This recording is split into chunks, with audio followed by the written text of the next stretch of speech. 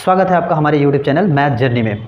आज की वीडियो में हम बोर्ड एग्जाम में त्रिभुज चैप्टर से पूछे जाने वाले प्रश्नों को कवर करेंगे। तो चलिए इस वीडियो श्रृंखला की जर्नी को कंटिन्यू करते हुए सीखते हैं त्रिभुजों की समरूपता पर आधारित प्रश्न। जैसा कि मैंने बताया कि हम आज के दिन त्रिभुज चैप्टर पढ़ने वाले हैं। चैप्टर का नाम है त्रिभुज। बोर्ड एग्जाम में त्रिभुज चैप्टर से या इस जो चैप्टर मैंने लिखा हुआ है, चैप्टर अभी कटे हुए सिलेबस के अनुसार चौथा चैप्टर होगा ये। तो इस चौथे चैप्टर में 3 तरह के प्रश्न पूछे जाते हैं। उन सभी प्रश्नों को हल करने से पहले उनके बेसिक कॉन्सेप्ट को जानेंगे और फिर जाकर के उन प्रश्नों को हल करेंगे। हाई स्कूल में त्रिभुज चैप्टर से जो भी प्रश्न आते हैं वो 2 तरह के होते हैं, या तो पाइथागोरस प्रमेय पर आधारित होते हैं या फिर समरूपता पर आधारित होते हैं। और पाइथागोरस प्रमेय को भी जो सिद्ध किया जाता है वो समरूपता पर ही सिद्ध किया जाता है। तो कुल मिला जुलाकर इस चैप्टर में त्रिभुजों की समरूपता को जानना होगा, सीखना होगा, उसके बाद ही हम कुछ कर सकते हैं।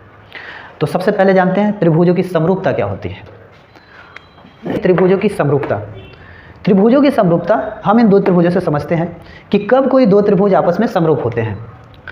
तो लिखेंगे यदि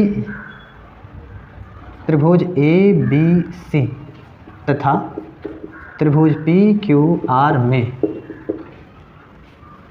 कोण A कोण P के बराबर हो, कोण B कोण C के कोण B कोण Q के बराबर हो तथा कोण C कोण R के बराबर हो, वह AB बटा PQ is equal to BC बटा QR is equal to AC बटा PR। मतलब A बटा B यानी ये भुजा बटा इस भुजा का माप, इस भुजा का माप बटा इस भुजा का माप, इस भुजा का माप बटा इस भुजा का माप। कोण में कोण A कोण P के बराबर, कोण B कोण Q के बराबर, कोण C कोण R के बराबर। संगत कोण बराबर है और संगत भुजाओं का अनुपात बराबर है। तो इस तरह से हम कहेंगे अतः त्रिभुज ABC समरूप है त्रिभुज PQR के। त्रिभुज ABC और त्रिभुज PQR आपस में परस्पर समरूप हैं, यानी परस्पर समरूप नहीं है हम, ठीक है, ये भी हम कह सकते हैं त्रिभुज ABC समरूप है त्रिभुज PQR के। ठीक है, हम ऐसा कह सकते हैं। इसके लिए हमें तीनों कोण बराबर मिलने चाहिए, तीनों कोण बराबर होना चाहिए, संगत कोण बराबर होना चाहिए और उनकी संगत भुजाओं का अनुपात भी बराबर होना चाहिए, तब जाकर के दोनों त्रिभुज समरूप होते हैं।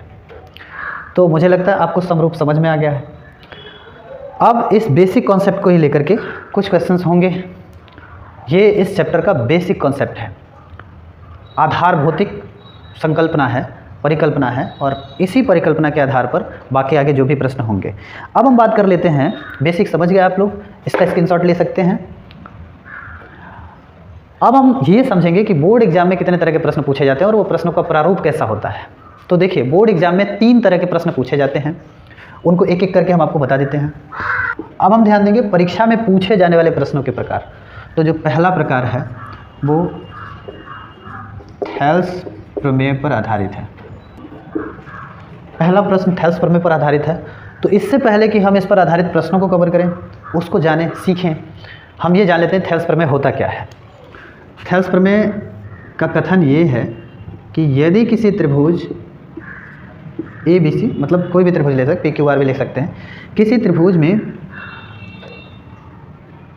किसी एक भुजा के समांतर खींची गई रेखा अन्य 2 भुजाओं को जिन बिंदुओं पर विभाजित करती है, वे बिंदु उन दोनों भुजाओं को परस्पर समान अनुपात में विभाजित करते हैं। एक बार और सुन लीजिए। थेल्स प्रमेय का स्टेट ये है कि यदि किसी त्रिभुज में किसी भुजा के समांतर खींची गई रेखा अन्य 2 भुजाओं को जिन बिंदुओं पर मिलती है अथवा काटती है, ये दोनों बिंदु उन भुजाओं को समान अनुपात में विभाजित करते हैं। मतलब त्रिभुज ABC में यदि BC पैरेलल DE है, आपको जरूरी नहीं BC पैरेलल DE ले लें, आप ये भी ले सकते हैं, यहाँ से भी ले सकते हैं। फिलहाल हम एक को समझ लेंगे तो उसके बेसिस पे बाकी चीज़ें भी समझ में आ जाएंगी।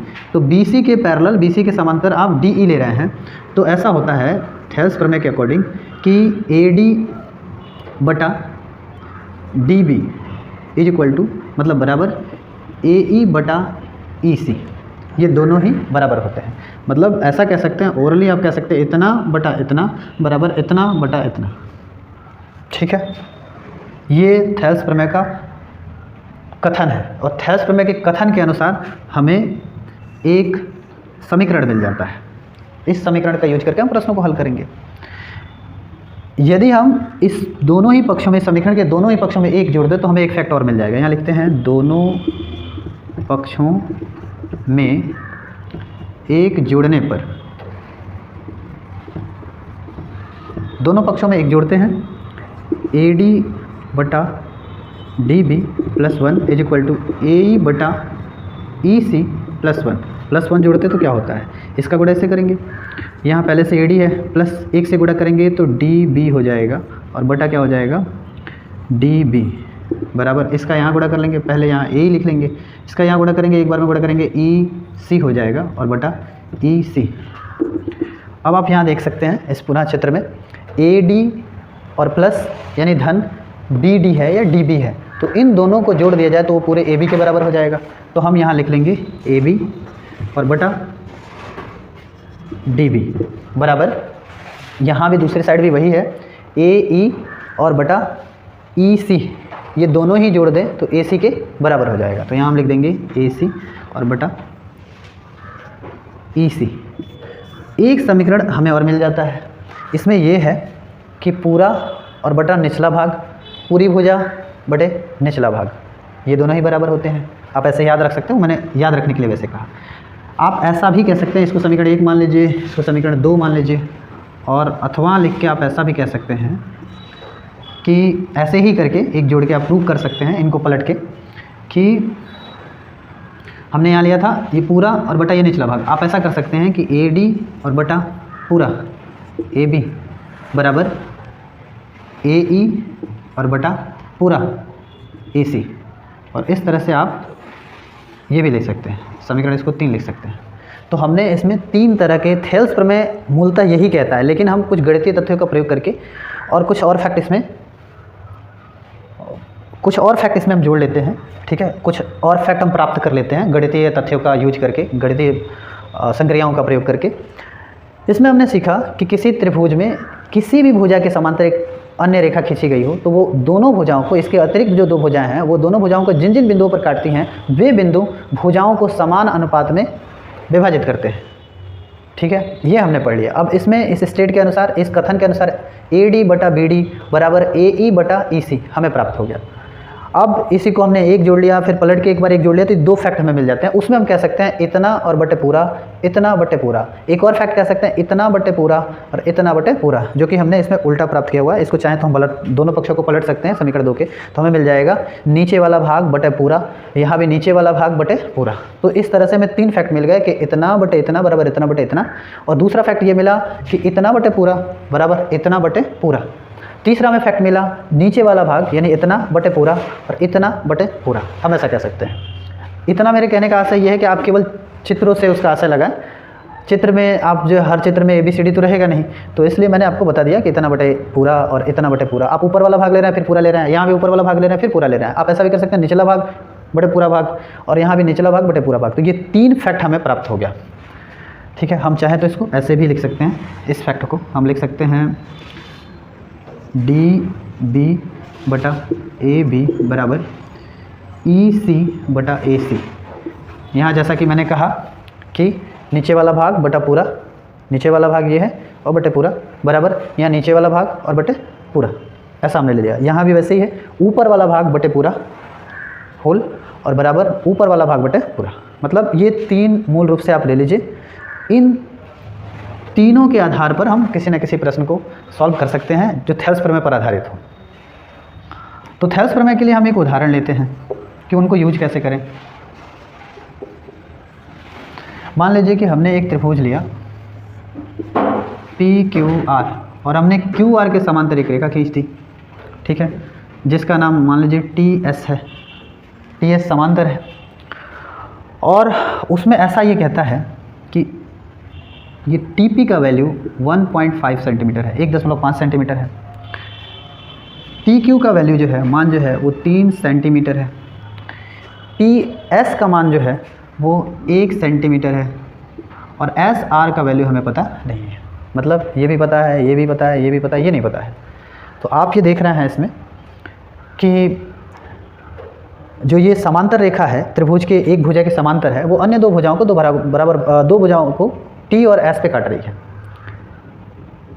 टी एस क्यू आर के समांतर एक भुजा है या रेखा है, वो भुजा पी क्यू और पी आर को पी और एस पर काटती है। और कंडीशन सिर्फ ठीक ऐसा ही बन रहा है कंडीशन कि आप इतना बटे इतना कहें और इतना बटे इतना। तो आप हल करते हुए लिखेंगे, हल लिखेंगे त्रिभुज पी क्यू आर में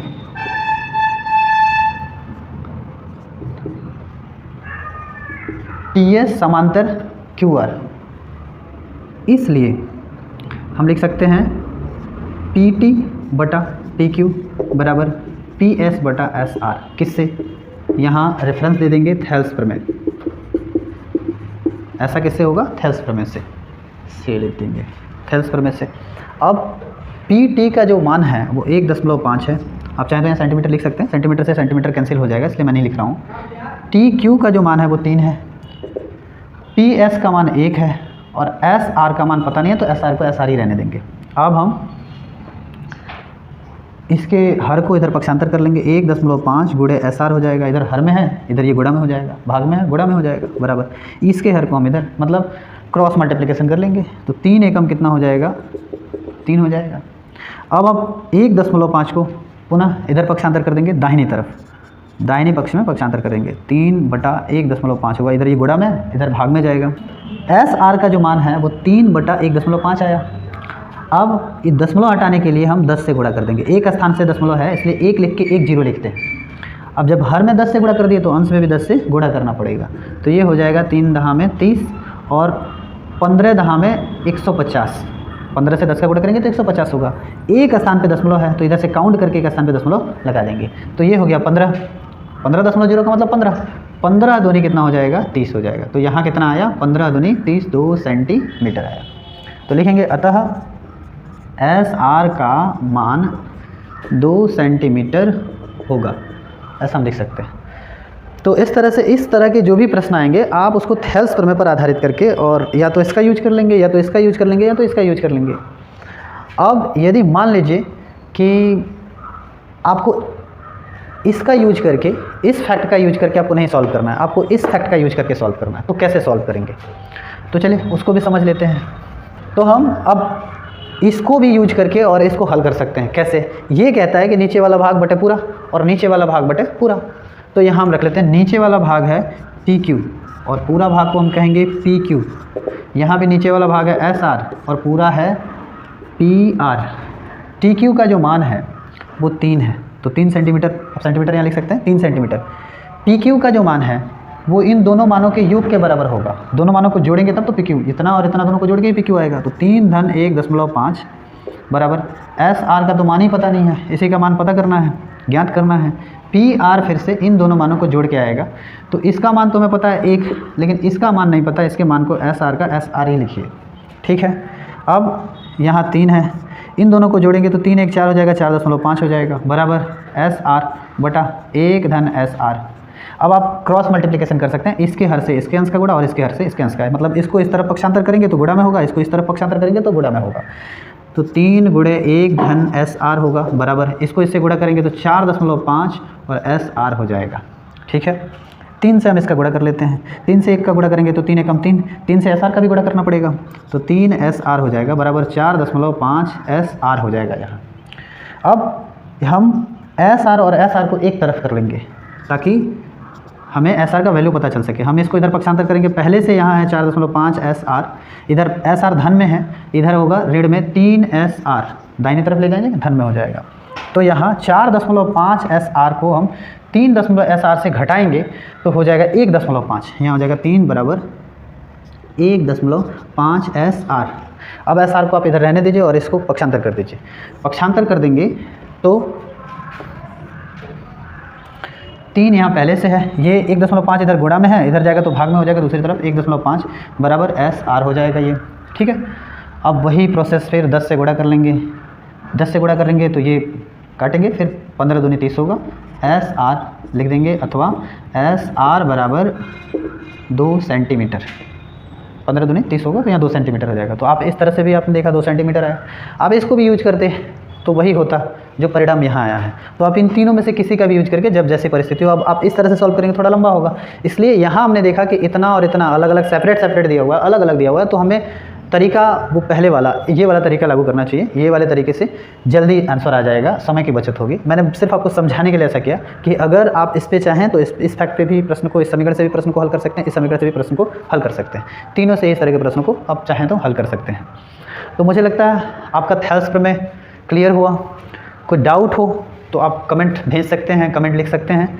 हम और जिस भी क्वेश्चन पे जिस क्वेश्चन पे आपको डाउट हो उस क्वेश्चन को आप टाइप करके या फिर आप किसी और माध्यम से आप हमारे पास वो पहुंचा सकते हैं। हम उसके लिए अलग से एक वीडियो बना देंगे जिसमें उस क्वेश्चन को हम आपको समझाने का प्रयास करेंगे, आपके डाउट क्लियर करने का प्रयास करेंगे। तो अब हम चलते हैं अगले टाइप की तरफ। अगला जो टाइप है, दूसरा जो टाइप है वो है त्रिभुज समरूप त्रिभुजों के क्षेत्रफल पर आधारित प्रश्न है। अगला जो प्रश्न है, अगले टाइप का जो प्रश्न है, या अगला जो कैटेगरी हमने कैटेगरी वाइज जो किया हुआ है, उसमें दूसरा टाइप है त्रिभुज के या समरूप त्रिभुज के क्षेत्रफलों पर आधारित प्रश्न। तो इस दूसरे टाइप की तरफ चलते हैं। आप इसको स्क्रीनशॉट आप इसका ले सकते हैं। तो अगला जो टाइप है, सेकेंड टाइप, समरूप त्रिभुजों के क्षेत्रफल पर आधारित प्रश्न। इस पर भी प्रश्न आते हैं। तो इसके लिए भी हम बेसिक कॉन्सेप्ट समझ लेते हैं कि उस तरह के प्रश्नों को कैसे सॉल्व करते हैं। उससे पहले उस पर जो फॉर्मूला है, उसके लिए जो फॉर्मूला है हम उसको जान लें। हम दो त्रिभुज, फिर वापस दो समरूप त्रिभुज लेते हैं और उस पर जो सूत्र बनता है हम वो आपको बताते हैं। मान लीजिए आपने दो त्रिभुज लिया ए बी सी और पी क्यू आर, और ये दोनों ही त्रिभुज समरूप हैं। यदि हम ऐसा लिख सकते हैं, यदि त्रिभुज ए बी सी समरूप है त्रिभुज पी क्यू आर के, तो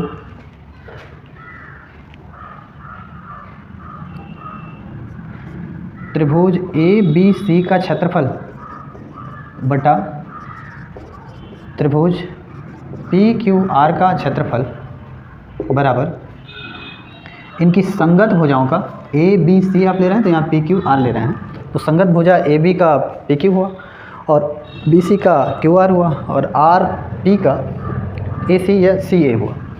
तो ए बी का स्क्वायर बटा पी क्यू का स्क्वायर बराबर बी सी का स्क्वायर बटा क्यू आर का स्क्वायर बराबर ए सी का स्क्वायर बटा पी आर का स्क्वायर।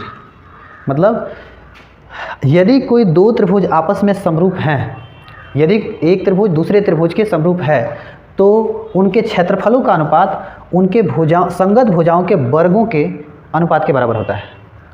यदि कोई दो त्रिभुज में से यदि कोई एक त्रिभुज दूसरे त्रिभुज के समरूप है तो उसके क्षेत्रफलों का अनुपात उनके भुजाओं के अनुपात के वर्ग के बराबर होता है। ठीक है, मतलब उनका वर्ग कर लें और फिर उनका अनुपात निकालें, या फिर उनके अनुपात का वर्ग कर लें, ऐसा भी लिख सकते हैं, इसके बराबर होता है। मतलब समझ गए होंगे मैं क्या कहना चाहता हूँ।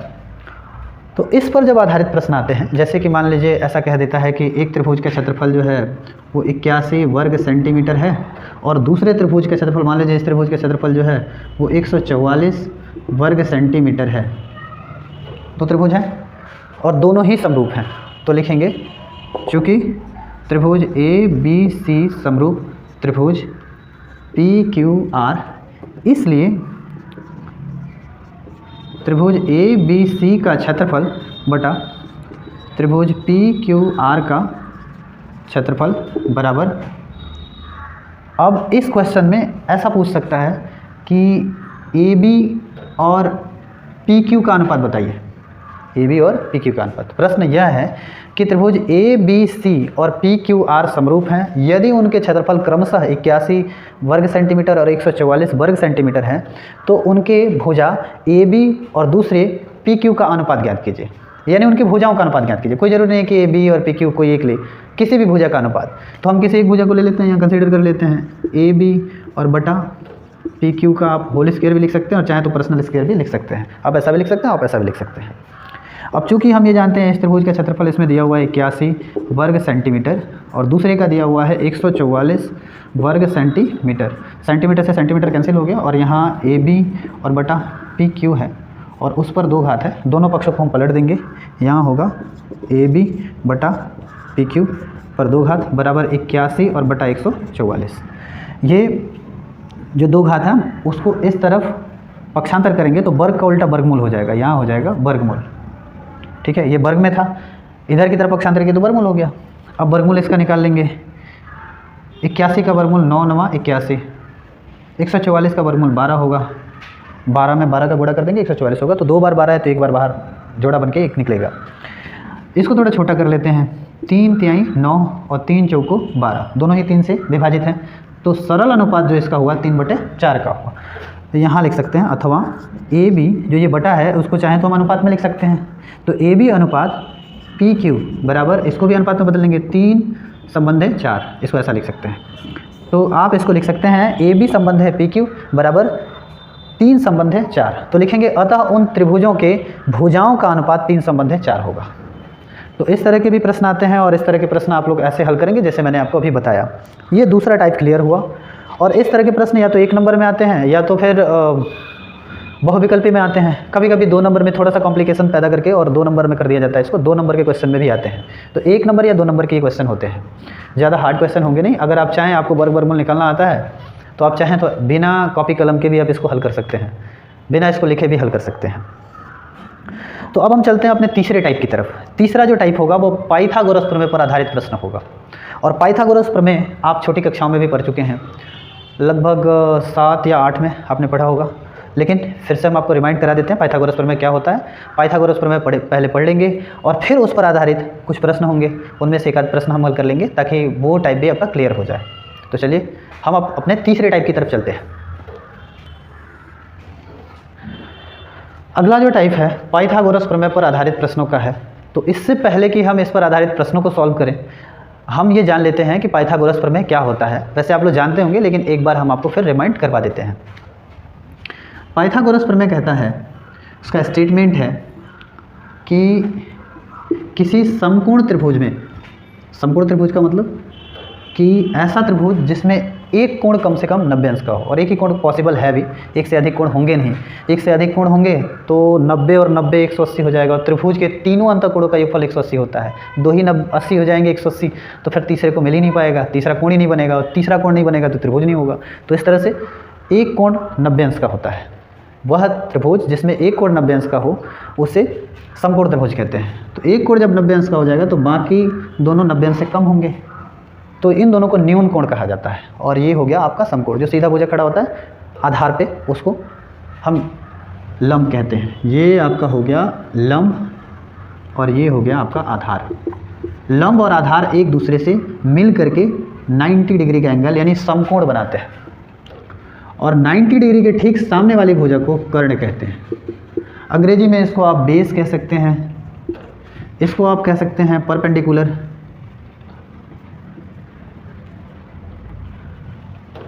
और इसको आप कह सकते हैं हाइपोटेनस। तो इसको आधार, इसको लंब और इसको कर्ण। कर्ण जो भुजा होती है वो तीनों भुजाओं में सबसे लंबी भुजा होती है। तो कर्ण सबसे लंबी भुजा, अन्य 2 भुजाएं इससे कभी भी छोटी होती हैं। पाइथागोरस प्रमेय के अनुसार जो सबसे बड़ी भुजा है या सबसे लंबी भुजा है उसका वर्ग अन्य 2 भुजाओं के वर्गों के योग के बराबर होता है। मतलब पाइथागोरस प्रमेय का स्टेटमेंट ये है कि किसी समकोण त्रिभुज में किसी समकोण त्रिभुज में कर्ण का वर्ग आधार और लंब के वर्ग के योग के बराबर होता है। या ऐसा भी कह सकते हैं कि समकोण त्रिभुज में सबसे बड़ी भुजा का वर्ग अन्य 2 छोटी भुजाओं के वर्गों के, मतलब वर्ग कर लेने के बाद योग करेंगे। ऐसा नहीं कि वर्ग करके फिर योग करेंगे, वो क्या कहते हैं, जोड़ के फिर योग करेंगे। आधार धन लंब जोड़ के तब वर्ग नहीं करेंगे, ऐसा बिल्कुल गलत है। एक एक का वर्ग कर लेंगे और फिर जोड़ेंगे, इन दोनों में ही अंतर है। तो ऐसा नहीं हो सकता, ऐसा होता है। ठीक है, इसके लिए हम ऐसा कह सकते हैं कि इसको हम पक्षांतर करके हम कुछ और भी समीकरण प्राप्त कर सकते हैं। जैसे हम आधार को इधर रहने दें, लंब को इधर लेके आएँ, तो एक तरफ हो जाएगा आधार का वर्ग बराबर कर्ण का वर्ग ऋण लंब का वर्ग। लंब को इधर ले आएँ, ये प्लस में है, इधर होगा तो माइनस में होगा, तो इधर हो जाएगा कर्ण का वर्ग ऋण लंब का वर्ग, और एक तरफ क्या बच जाएगा आधार का वर्ग। अगर आप लंब को रहने देते हैं उधर, तो लंब का वर्ग बराबर हो जाएगा कर्ण का वर्ग ऋण आधार का वर्ग। तो ऐसा आप कह सकते हैं। ये 3 स्टेटमेंट, उस स्टेटमेंट के आधार पे ये 3 आप सूत्र लिख सकते हैं, 3 तरह के समीकरण आप लिख सकते हैं। ठीक है। अब इसमें कुछ इन तीनों भुजाओं के ऐसे माप होते हैं जिनमें 2 का वैल्यू तीसरे से जो रिलेटेड होगा, वो तीनों के तीनों जो वैल्यू होंगे वो पूर्ण संख्याओं में होंगे, या फिर पूर्णांक कह सकते हैं। सॉरी, उन तीनों को आप क्या कह सकते हैं, क्या कहा जाता है, वो तीनों प्राकृतिक संख्याओं के रूप में होंगे, तीनों ही। बाकी सारे क्वेश्चंस में ऐसा नहीं होता है, और उन्हीं को जो है पाइथागोरियन त्रिक कहते हैं। मतलब इन तीनों के संतुष्ट करने वाले ऐसे माप जिनमें तीनों के ही माप प्राकृतिक संख्या के रूप में हो, उन्हें कहते हैं। जीरो तो हो नहीं सकता, इसलिए पूर्ण संख्या मैं नहीं कह रहा हूँ, प्राकृतिक ही कह रहा हूँ। तो तीनों के तीनों मान अगर प्राकृतिक संख्या के रूप में हैं, तो हम ऐसा कहेंगे उन तीनों को पाइथागोरियन त्रिक कहते हैं।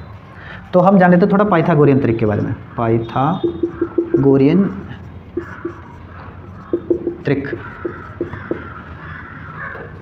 देखिए, अगर मान लीजिए आप किसी समकोण त्रिभुज में यहाँ 4 ले लेते हैं और यहाँ 3 ले लेते हैं और कर्ण का मान निकालते हैं, तो अब देखिए कर्ण का मान क्या निकलता है। 4 का वर्ग धन 3 का वर्ग हो जाएगा। पहले वाले सूत्र से कर्ण का वर्ग धन आधार बराबर कर्ण का वर्ग बराबर आधार का वर्ग धन लंब का वर्ग। तो ऐसा कर्ण तो पता है ही नहीं, तो कर्ण का वर्ग कर्ण रहने देते हैं, आधार और लंब के वर्ग कर लेंगे।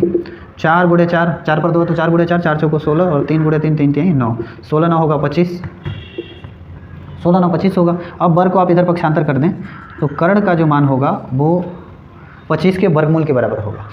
वर्ग का उल्टा वर्गमूल होता है, 5 बचे हो जाएगा 25 सेंटीमीटर।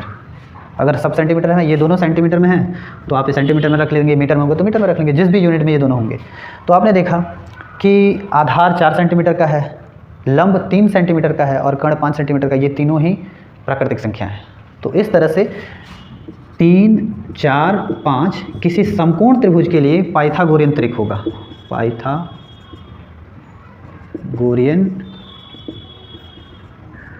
त्रिक, ये पाइथागोरियन त्रिक होगा। ऐसे भी बहुत सारे पाइथागोरियन त्रिक होते हैं, और भी पाइथागोरियन त्रिक के लिए फॉर्मूला भी होता है, लेकिन हम उस तरफ नहीं जाएंगे।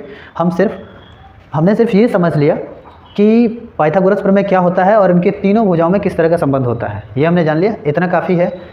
आगे के प्रकार के यानी पाइथागोरस प्रमेय पर या पाइथागोरस प्रमेय पर आधारित प्रश्नों को सॉल्व करने के लिए इतना ही काफ़ी है। ज़्यादा हम डेप्थ में नहीं जाएंगे, क्योंकि बोर्ड एग्ज़ाम को लेकर के ध्यान में रख करके हम तैयारी करा रहे हैं। तो इसलिए हम ये चाहते हैं कि ज़्यादा आपका समय ना लिया जाए। इस समय जो आपका समय है वो काफ़ी कीमती है, बाकी सब्जेक्ट पे भी ध्यान देना है। सारा समय अगर मैथ पे दे देंगे तो बाकी सब्जेक्ट कवर नहीं हो पाएगा, और केवल मैथ से तो पास होने वाले नहीं हैं, या मैथ से अच्छे अंक तो आ नहीं जाएंगे। सारे सब्जेक्ट को बराबर बैलेंस रूप में करके और आपको कवर करना पड़ेगा। सभी प्रश्न, सभी तरह के वो क्या कहते हैं, 6 के 6 जो सब्जेक्ट हैं सभी पे बराबर मेहनत करना पड़ेगा, तभी जाके आप परीक्षा में अच्छे अंक ला सकेंगे। पास होना हाई स्कूल के लिए कोई बहुत बड़ी बात नहीं है, लेकिन अच्छे अंक लाना ये थोड़ा सा चैलेंजिंग है। अगर पढ़ते हैं तो वो भी चैलेंजिंग नहीं है। अब इस पे जो प्रश्न है, पिछले बार के क्वेश्चन पेपर से मैं एक प्रश्न ले लेता हूँ। उसमें प्रश्न ऐसा पूछा हुआ था कि, मैं पढ़ के सुना देता हूँ। 10 मीटर लंबी एक सीढ़ी है। सीढ़ी आप सोच लीजिए, सीढ़ी कभी भी ऐसे तिरछा रखते हैं, ऐसे तिरछा रखते हैं। तो 10 मीटर लंबी एक सीढ़ी है ना, और उसको दीवार पे टिकाया गया है। तो हम बना लेते हैं, मान लेते हैं ये दीवार है और ये जो है सीढ़ी है, और ये मान लीजिए भूमि है। ठीक है, तो ये आधार हो गया, ये लंब हो गया, और ये हो गया कर्ण। एकदम वैसे ही हुआ जैसे समकोण त्रिभुज होता है। सीढ़ी 10 मीटर लंबी है, 10 मीटर। इसको ए मान लें, इसको बी मान लें और इसको सी मान लें। ठीक है, और ये है सीढ़ी।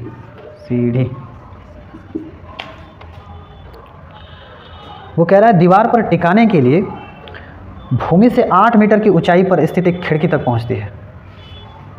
ये हो गया भूमि। भूमि से 8 मीटर की ऊंचाई पर एक यहाँ खिड़की है ना, इस खिड़की तक पहुंच रही है। ठीक, तो आपने जाना कि एक सीढ़ी है जो एक दीवार से लगाई गई है और वो इस दीवार पर एक खिड़की है, और खिड़की से जो आधार की ऊंचाई है, मतलब भूमि से खिड़की की जो ऊंचाई है वो 8 मीटर है। सीढ़ी का जो भूमि से खिड़की की ऊंचाई 8 मीटर है, सीढ़ी का जो माप है वो 10 मीटर है। तो प्रश्न यह उठता है यहाँ कि दीवार के पाद से, जड़ से, दीवार के जड़ से सीढ़ी के पाद का दूरी कितना है, इसके बीच की दूरी कितनी है। तो यहाँ हमने जो किया उसमें कर्ण निकालना था, यहाँ आपको आधार निकालना है, तो आप ये फॉर्मूला अप्लाई कर लेंगे। तो लिखेंगे त्रिभुज ए बी सी में ए बी यानी आधार का वर्ग बराबर कर्ण यानी ए सी का वर्ग ऋण लंब यानी बी सी का वर्ग, ऐसा लिख लेंगे। बराबर जो ए सी होगा वो 10 सेंटीमीटर है, 10 पे 2 दे देंगे, और बी सी जो है वो 8 सेंटीमीटर है, 8 पे वर्ग दे देंगे। 10 में 10 का गुणा 2 बार करेंगे तो 100 होगा, 8 में 8 का गुणा 2 बार करेंगे, 8 बटे 64 हो जाएगा। 100 में से 64 घटेगा तो 36 प्राप्त होगा। अब आप यहाँ ए बी रहने देंगे और इसका जो वर्ग है वो दूसरी तरफ पक्षांतर कर देंगे तो ये वर्गमूल में बदल जाएगा। 6 छके होता है 36, 6 का वर्गमूल होता है, वो सॉरी 36 का जो वर्गमूल होता है वो 6 होता है। तो यहाँ आप लिख देंगे 6, सब मीटर में है तो आप इसको मीटर में ही लिखेंगे, मीटर लिखेंगे। और ये ए बी क्या है, सीढ़ी के आधार से दीवार के आधार के बीच की दूरी है, तो लिखेंगे अतः सीढ़ी के आधार से दीवार के आधार के बीच की दूरी 6 मीटर होगी। तो ये पाइथागोरस प्रमेय पर आधारित प्रश्न है। पाइथागोरस प्रमेय पर आधारित और भी बहुत सारे प्रश्न आते हैं, उनमें से एक प्रश्न और ले लेते हैं। यह प्रश्न जो होता है वो विस्तृत रूप का होता है। एक प्रश्न है जिसमें आकृति में, आप वहाँ आकृति देख सकते हैं, आकृति में AD लंब BC, मतलब AD लंब डाला गया है किस पर, BC पर, यहाँ 90 डिग्री का एंगल बन रहा है। सिद्ध कीजिए कि AB पर 2 घात धन CD पर 2 घात बराबर BD पर 2 घात धन AC पर 2 घात, ऐसा सिद्ध करना है। अब जो हमें सिद्ध करना होता है, इस तरह के प्रश्नों में जो हमें सिद्ध करना होता है उसको चित्र से हम मैच करते हैं, वो उसकी स्थिति चित्र में कहाँ है हम वो देख लेते हैं। इस तरह के प्रश्नों को हल करने के लिए हम सबसे पहले देखना है हमें सिद्ध क्या करना है, और उस जो सिद्ध करने वाला जो स्टेटमेंट होता है या जो समीकरण होता है उसको हम आकृति से, क्वेश्चन जो पूछा गया उससे हम एक आकृति तैयार कर लें। यहाँ तो आकृति दिया हुआ है, काफ़ी प्रश्नों में आकृति नहीं दिया होता, तो आकृति हमें खुद ही डिजाइन करना पड़ता है, खुद ही बनाना पड़ता है। आकृति सही होना चाहिए, क्वेश्चन पढ़ के आकृति बना लेना ये भी आपको आना चाहिए। और उससे हम उन तथ्यों को या उन समीकरणों को आकृति से हम देखते हैं कि जो समीकरण या तथ्य में जो भी दिया गया वो आकृति में कहाँ है, उनसे किसका रिलेशन है, हम ये भी देखते हैं। और ये कहने से समझ में नहीं आएगा, हम यहाँ समझ लेते हैं उसको, तो काफ़ी आपको समझ में आ जाएगा। जैसे AB, तो AB आपका यहाँ है, और दूसरा CD, तो CD आपका यहाँ है। अब देखिए आपका ये जो त्रिभुज है इसमें AB है, इस त्रिभुज में आपके AB है, और इस त्रिभुज में आपके CD है। यानी एक जो पक्ष है आपका, एक पक्ष में जो 2 पद लिए गए हैं वो 2 त्रिभुजों से बिलोंग करते हैं, वो 2 त्रिभुजों में है। दूसरे में भी हम देख लेते हैं, कहीं यहाँ भी तो वैसा ही नहीं है ना। तो BD का स्क्वायर, तो पहले BD ढूंढते हैं, कहाँ BD यहाँ है, अब उसको होना चाहिए इस त्रिभुज में, तो वो चला गया दूसरे पक्ष में, इस पक्ष में होना चाहिए। और AC हमारा यहाँ है, तो इसका मतलब पदों का इधर उधर पक्षांतर कर लिया गया है। तो हमें उससे घबराने वाली बात नहीं है, हम उससे घबराएंगे नहीं। हम दोनों ही त्रिभुजों को ले लेंगे और एक एक करके दोनों त्रिभुजों में पाइथागोरस प्रमेय का प्रयोग करके और हम 2 समीकरण बना लेंगे, फिर देखेंगे किसको किधर पक्षांतर किया जाए। तो आइए सबसे पहले हम ये त्रिभुज लेते हैं, A D और B लिखते हैं। त्रिभुज ABC में त्रिभुज से ऐसा लिख देंगे, समकोण त्रिभुज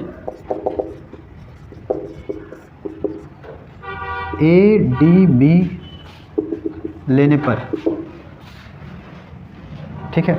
या आप ऐसा भी लिख सकते हैं, त्रिभुज ABC से या आकृति से, यहाँ लिख लीजिए आकृति से, आप यहाँ लिख सकते हैं आकृति से समकोण त्रिभुज ADB में तो यहाँ हम आकृति से ऐसा लिख लेंगे और इसमें हम ये वाला त्रिभुज ले लेंगे।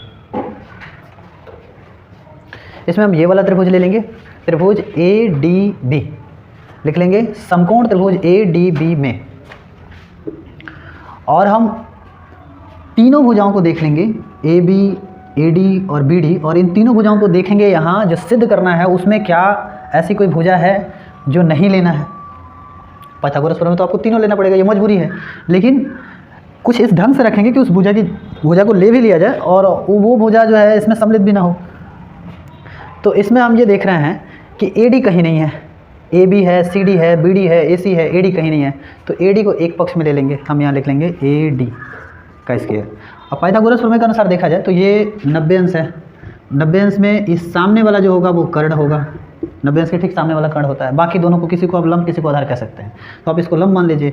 लंब को आपने ले लिया है कहाँ, बाएं पक्ष में। लंब का स्क्वायर बराबर होता है कर्ण का स्क्वायर, कर्ण जो कि AB है, स्क्वायर ऋण आधार का स्क्वायर। आधार मान लीजिए आपका BD है, तो BD का स्क्वायर ले लीजिए और इसको समीकरण 1 मान लीजिए। यहाँ लिखिए पाइथागोरस प्रमेय से, ऐसा लिख लीजिए। इसी तरह से लिखिए पुनः समकोण त्रिभुज, अब की बार त्रिभुज लीजिए ADC में, ऐसा लिख लीजिए। और आप ये देख रहे हैं इसमें कहीं AD नहीं है, तो फिर इस त्रिभुज में भी आप AD को एक तरफ रख लीजिए और यहाँ लिखिए AD का स्क्वायर बराबर। अब यहाँ ये 90 डिग्री है, तो इसके ठीक सामने वाला जो है वो कर्ण है, तो हमको आधार को वो लंब को एक तरफ रखना है, तो कर्ण का स्क्वायर ऋण आधार का स्क्वायर कर लेंगे। तो कर्ण हो जाएगा AC का स्क्वायर और ऋण आधार हो जाएगा उसमें CD या DC आप लिख सकते हैं, CD भी लिख सकते हैं और DC भी लिख सकते हैं स्क्वायर। इसको समीकरण मान लेंगे 2 और वापस यहाँ लिखेंगे पाइथागोरस प्रमेय से, पाइथागोरस प्रमेय लिख देंगे। अब यहाँ लिखेंगे समीकरण 1 व 2 से। समीकरण 1 व 2 में देखिए, समीकरण 1 का जो बायां पक्ष है वो AD स्क्वायर है और समीकरण 2 का भी बायां पक्ष AD स्क्वायर है। ये दोनों बराबर हैं, इन दोनों ही समीकरणों के बाएं पक्ष बराबर हैं, इसलिए इनका दायां पक्ष भी बराबर होगा। तो दायां पक्ष बराबर लिख लेंगे, यहाँ लिखेंगे AB का स्क्वायर ऋण, बायां पक्ष ये है, AB का स्क्वायर ऋण BD का स्क्वायर बराबर AC का स्क्वायर ऋण CD का स्क्वायर। अब आप समझ गए होंगे हमने AD को क्यों एक साइड में रखा। एक साइड में रखने की वजह से एक तो कॉमन हो गया, ठीक है, और दूसरा इन दोनों में एक संबंध भी हो गया कॉमन होने की वजह से। तो एक तो कॉमन होने की वजह से ये अलग हो गया, हट गया, यहाँ कहीं दिखाई दे रहा है AD नहीं है, और ये दोनों बराबर हो गए, जिसकी हमें ज़रूरत थी वो बराबर हो गए हैं, ठीक है। तो ये पूर्व प्लानिंग होता है, पूर्व नियोजित होता है। ऐसा नहीं है कि हम हल करते जाएंगे और आ जाएगा, ऐसा कुछ नहीं होगा। पहले से देख करके क्वेश्चन को प्लान करना पड़ेगा, योजना बनाना पड़ेगा, उसके अकॉर्डिंग हम काम करेंगे, तब जा करके हम उसको प्रूव कर सकेंगे। आगे बढ़ते हैं। AB तो आ चुका है, यहाँ होना चाहिए CD और यहाँ है CD होना चाहिए, यहाँ BD, और जिसकी ज़रूरत है वो उधर है, उस साइड में है, उसको मना के इधर ले आते हैं। तो AB पहले से यहाँ है, इसको यहाँ रहने देते हैं और CD को इधर लेके आएंगे। इधर है ये माइनस में, इधर आएगा तो प्लस में हो जाएगा। अब कोई भी मान करके आएगा तो प्लस ही में होगा, जुड़ेगा यानी प्लस में, रूट करके भागेगा तो माइनस होगा, घाटा होगा। तो यहाँ वही कर लेते हैं, AC का स्क्वायर यहाँ पहले से है, अब ये इसको मना के इधर ले गया तो यहाँ माइनस में था, यहाँ ये प्लस में हुआ, तो BD का स्क्वायर हो गया। अब आप देख सकते हैं जो हमें लाना था, जो हमें प्रूव करना था, साबित करना था, हम साबित कर चुके हैं। लिखेंगे इति सिद्धम। आप ये भी लिख सकते हैं यही सिद्ध करना था या सिद्ध हुआ, ऐसा लिख सकते हैं। तो मुझे लगता है आप इस तरह के प्रश्नों को भी सॉल्व कर सकेंगे। अगर कुछ कठिन प्रश्न हैं, वैसे बहुत सारे कठिन प्रश्न भी आते हैं, 7-7 नंबर के प्रश्न आते हैं, तो सिर्फ 4 नंबर का प्रश्न है। तो 7 नंबर के प्रश्नों को अगर आप चाहते हैं हम हल करें तो आप कमेंट सेक्शन में ऐसा लिख सकते हैं, हम उसके लिए एक सेपरेट वीडियो बनाने का प्रयास करेंगे अगर समय बचा तो। तब तक के लिए वीडियो देखने के लिए धन्यवाद और मिलते हैं अगले वीडियो में।